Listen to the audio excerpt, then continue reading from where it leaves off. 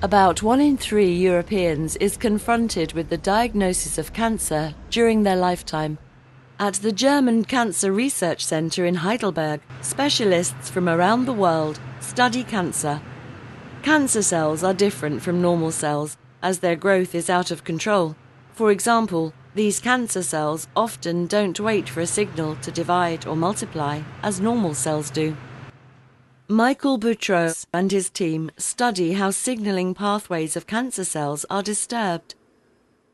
These pathways are very complex, like a network, and in many of our research projects, we want to understand how the signaling pathways function under normal conditions, and how they work when they're out of control, as in the case of cancer cells.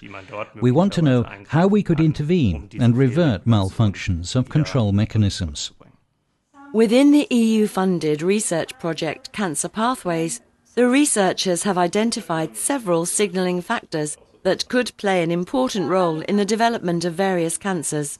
For example, we're working on the WNT signaling pathway. About 80% of patients with colorectal cancer have a mutation in the WNT signaling pathway. And now we want to understand how this works in normal cells and what's going wrong in the cancer cells. To do this, the researchers have entered the level of gene regulation, where they try to switch off individual genes to study their function in cancer-relevant pathways. Their method can be compared to a light switch. The researchers use a mechanism that also occurs in nature called RNAi. RNAi molecules ensure that a desired gene is no longer translated into the corresponding protein.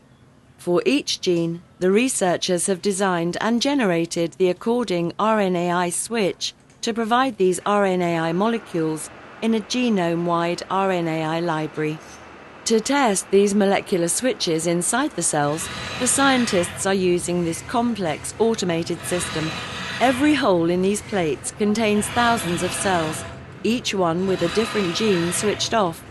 This array of experiments enables the scientists to study how cells react when single genes are switched on and off. When we process 100 plates a day, the robot is able to make 40,000 individual experiments. A person would not be able to match this output, and it would never be so accurate and error-free.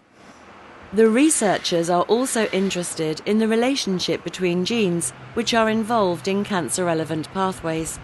It is a bit like a Facebook for genes, where the scientists want to see who is working with whom together and thus create a complex genetic map.